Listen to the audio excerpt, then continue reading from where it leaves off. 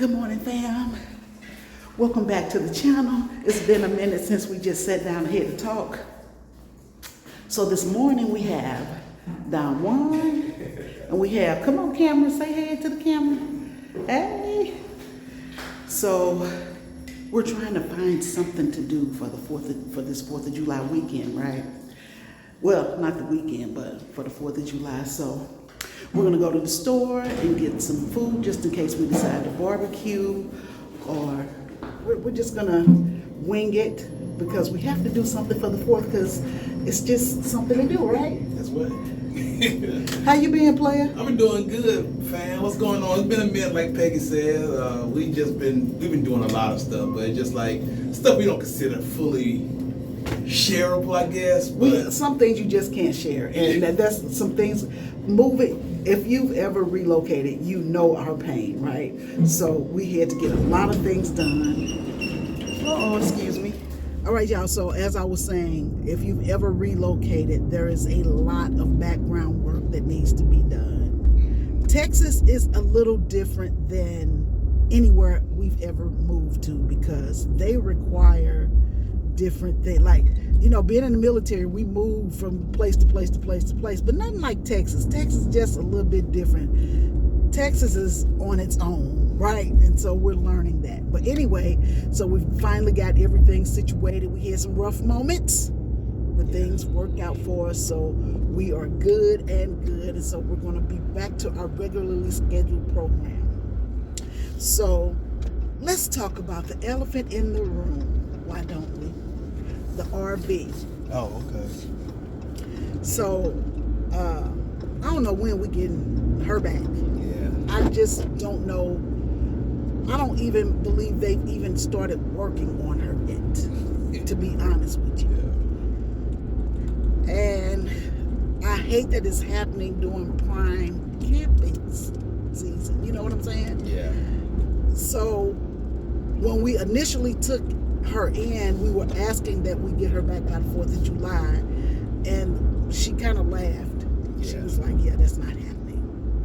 And so I was like, okay, mid-July, and she was like, mid-end of July is when you'll probably get your RV back. Yeah.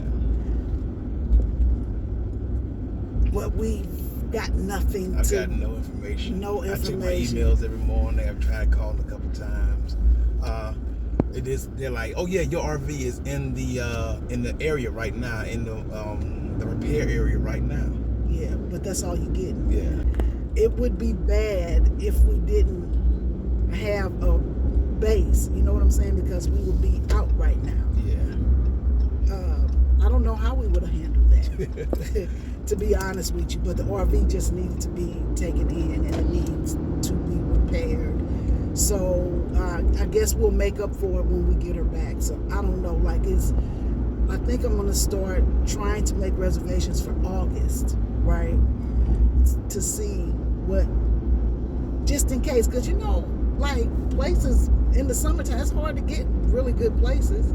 Yeah, we had this whole big idea that we were gonna, while we was house hunting, we were gonna take our RV around different parts of Texas, spend like a weekend there, or spend a week there, and see all the communities, and just stay at a little centralized located RV park, see all the communities. But we're not gonna drive 5 hours away and get a hotel to do house hunting. Yeah. So I guess it's just gonna have to delay a little bit. I still think that's the best way to do it.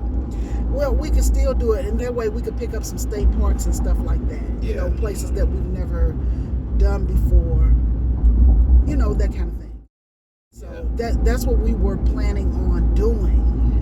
But in the meantime, and in between time, we still have to find this house because we want to move. We're trying to get everything to flow easily. You know what I'm saying? Like, we want to get the house, we want the lease to expire in time for us to move. Now, if the lease expires before the house is fully complete, that's fine because we can still live on the RV. Yeah. And we can still camp and we can still go places. So that won't be a bad thing. So we're just out here doing whatever, but we want to keep making the videos, and we hope that you guys will stick around with us. As soon as we can get back on the RV, I promise you we'll be back on it. Yeah. You kind of miss it a little bit, even though we're not going to be full-time anymore, but you know, you still want to get out, like especially on the weekends and stuff like that. You want to get out, and with the July celebration coming up, I just thought maybe we would be somewhere hanging out over a campfire, you know, and I was like, we're just going to have to get a lot of fall camping in this year. Like, we're going to get a lot of fall camping in this year. I think we're getting together with the people from the meet and greet in the fall, and we're supposed to go camping somewhere. I'm supposed to be working on it, but your girl hadn't been working on it. But I'm going to get on it, and I'll give you guys an update of exactly where and the dates and stuff like that. So I know a couple people reached out and asked us, were we still working on it? We are. I just had to get a lot of background work done. Listen, your girl was sweating bullets trying to get stuff done, but we're good now. Things are done. We're back where we need to be. We have a workable plan. We have a workable, there you go, plan. Yes, we have a workable plan. And that's the main thing, because you can get stressed out trying to figure out what you should be doing, but it's just a lot of research. I said a lot. You can't really make a plan without information. And if you're moving to Texas, there's a lot of information you need to do. You only have 30 days to get your vehicle registered.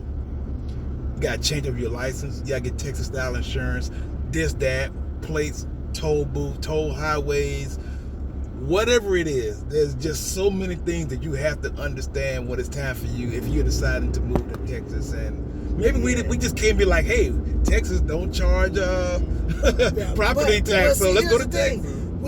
Out of all the places we've ever lived, we've never had to deal with this toll situation. Yeah. So this is different. Toll in the cities. It's like right there in the middle of the cities all around. Let me tell you something. By the time we looked up, we had racked up almost $100 in toll fees. And I was like, wait a minute. But when you're driving, you're seeing toll signs that says 83 cents, 75 cents, $1.15. You're like, okay, that's nothing. We can just drive and drive and drive. Yeah, okay. You see, I'm not on the highway right now. I'm avoiding tolls right now. I'm driving down the little side roads. Texas was like, don't play with it, don't play with it, don't play with it. Because it was not playing with us. Yeah. So this is different. Like, if you don't know, you just don't know. And I did not know. But anyway, so it was closer to $200, to be honest. Ooh, jeez. Yeah. Where you been?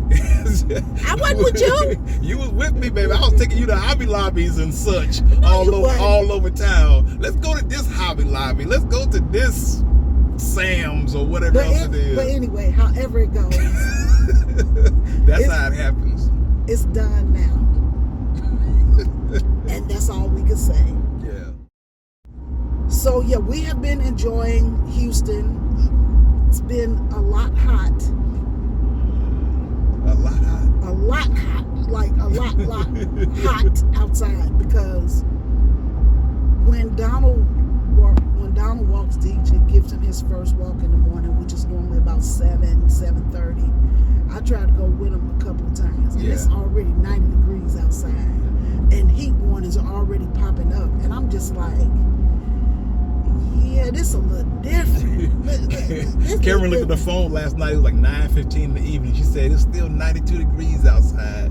This don't make any sense. The sun done set like 3 hours ago, and it's still 90 degrees outside. I don't understand how it just holds heat like that, but oh well. Yeah. So at least it's not direct burning sunlight, but hey. Yeah, and we haven't even made it to August yet, so I'm hoping that RV is out so we could go camping somewhere where it's a little bit cooler. Yeah, we want some shade, we want some trees. Yeah. You know, people always say they want trees around them and everything, or shaded areas. I get it now. So I don't know where our first camping trip will be, but we're excited for it. But we're still house hunting, and we'll drop a gem every now and then. If we run across a home that we just absolutely love, we'll share it with you. We'll share the floor plan with you and stuff like that. Yeah. But I kind of know what I like, and you can get that floor plan in any part of Texas. You know what I'm saying? So, but it might be something out there I haven't met yet, so I don't know. So anyway, what's up, player? So we are heading right now. We're heading into Sam because Peggy promised Cameron and I a meatloaf this evening. So that's one of the items. That Yes. Okay. So listen, we went to the grocery store last week. Yeah, we did. And they have been nibbling and playing around with all the foods in the house, just nibbling. And I'm just like, you know what? Y'all need some food. Like, I need to cook, but I want to cook something that's going to last maybe 2 or 3 days. So if I feel like if I cook something that they could eat leftovers, because we are a family of leftover. Like, a lot of people don't eat leftovers. I don't get it. So they've been nibbling on everything and just not really being satisfied. So I was like, you know what? I need to cook something for y'all that's going to last 2 or 3 days. That way, like, if I cook Sunday, I won't have to cook again till Wednesday, and I won't have to cook again till Friday, and it just keeps repeating. So I don't mind it. So I was like, you know what I'm going to make? I'm going to make y'all a meatloaf. That way it will last, and I don't have to worry about feeding y'all so much, because yeah, they like to nibble and they like to go out, and I'm like, we got to stop all that foolishness. We just got to stop it. Exactly. So that was the main purpose of going to the grocery store today, was to get ingredients to make a meatloaf. And I'm like, well, since we're here, we might as well do our weekly shopping and get everything over with. So that's what we're gonna do. We brought our little wagon to pull the. We were walking in with our wagon full of groceries a couple of weeks ago, and one of our neighbors was like, I gotta do that. Y'all got the right idea, right? Yeah, the right idea, because it's hard to go from the garage to your door unless your door is right by the garage, but trying to carry loads of grocery with you, And so he was like, man, that's genius. And I'm like, well, I saw another YouTuber doing it. That's where I got the idea from. I saw a girl that lives in a high rise in Atlanta, and she was pulling her groceries out the car, and I was like, hey, I need to do that. And so I went ahead and got me a wagon. But if you're interested in this wagon, I'm sure Don will show you a picture of the wagon. Yeah. Then we'll include a link in the description. And it folds up real nice. Folds up nice and neat. Yeah, folds up nice and neat, and you can put it in the hallway closet. Yeah. This ain't like the little beach wagons with like a hollow wheels and stuff like that. No, you need something sturdier than those. And originally, when we first started looking, that's the kind of wagon I was looking at. But you need something sturdier than that for these Sams and Trips and stuff like that, HEBs and stuff. So yeah, this was a good pick. And like I said, I'll put a link in the description for you guys if you want to check it out. All right, so we are going to head over to HEB. I'm still in love with HEB. You might as well go to HEB because Walmart charging HEB prices these days. Yeah. So anyway, Cece came over the other week, and she brought over some dip that was really, really good. And they have a section in HEB called Take and Bake. Take and Bake.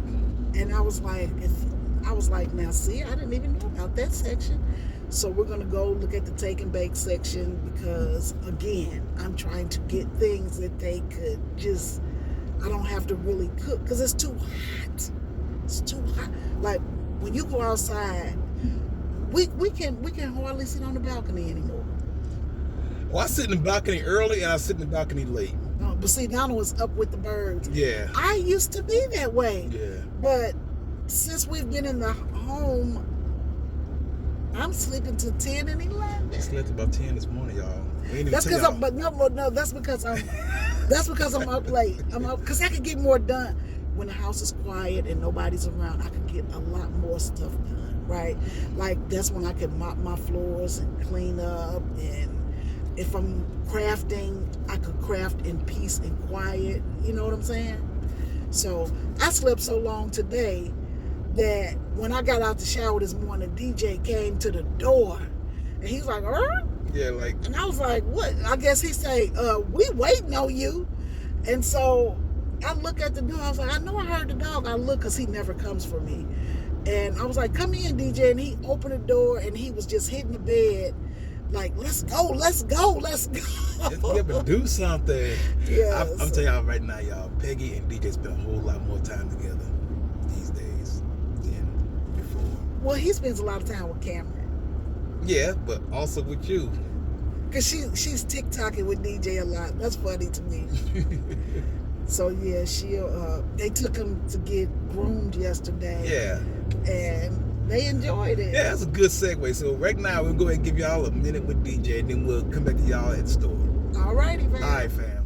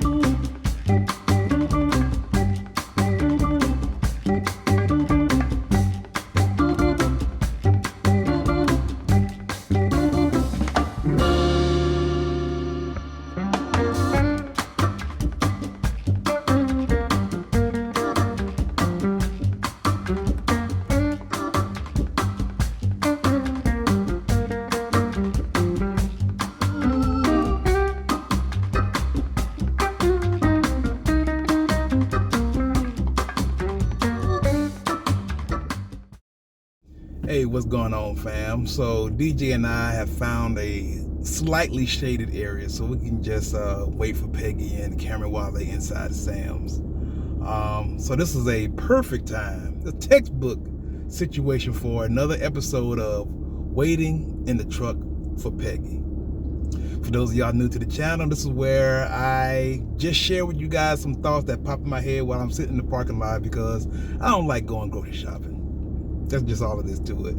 So I get to sit out here, just have some thoughts, or just play some chess, read some news, or something like that on my phone. But this time, I just want to talk to you guys about something that's it's gonna sound kind of sappy. It's gonna sound kind of sappy, but hey, y'all used to that by now.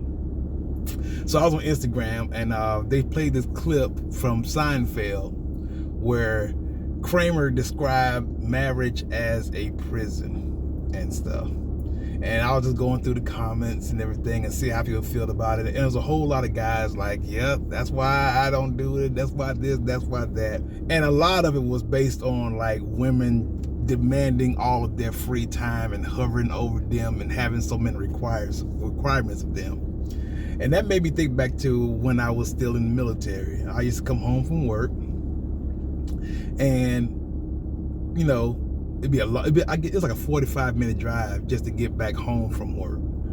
So I would come to the house and Peggy would like peck me on the cheek and say, hey babe, how was your day? I said, pretty good. And that'd be bad. She'd just go right back to whatever she was doing. And I would go into my room or whatever little man cave area and I would change my clothes and I would just have some time to decompress, right? She wasn't hovering on me.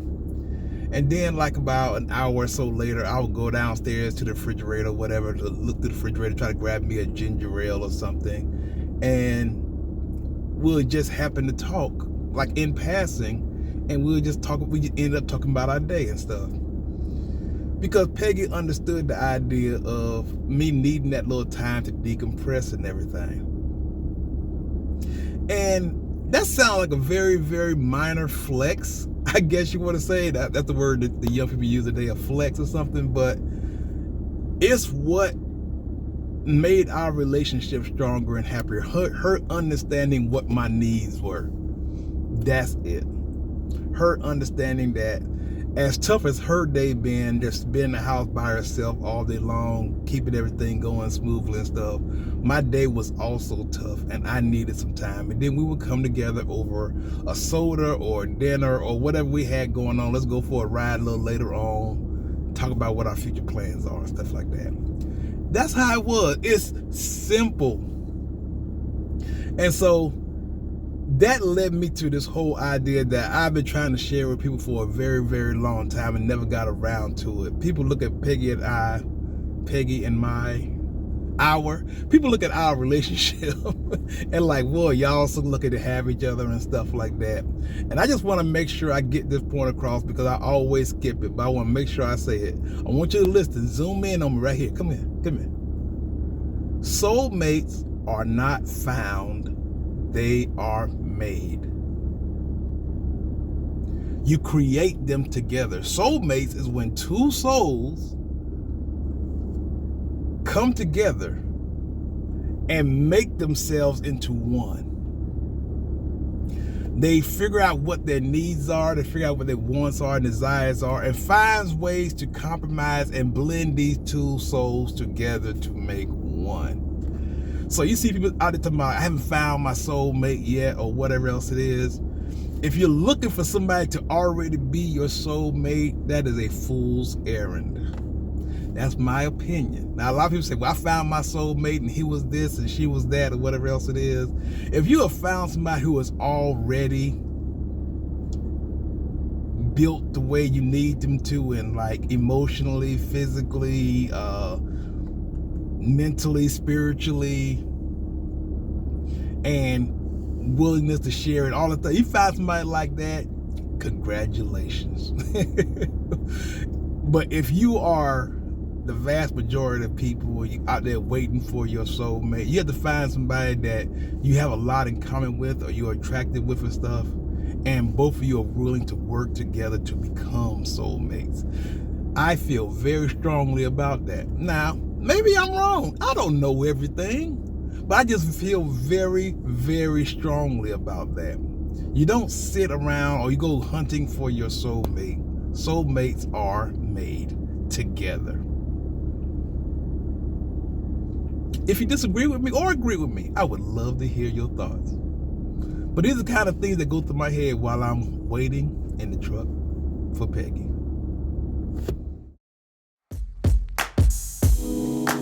Take me in your arms, do just what you want.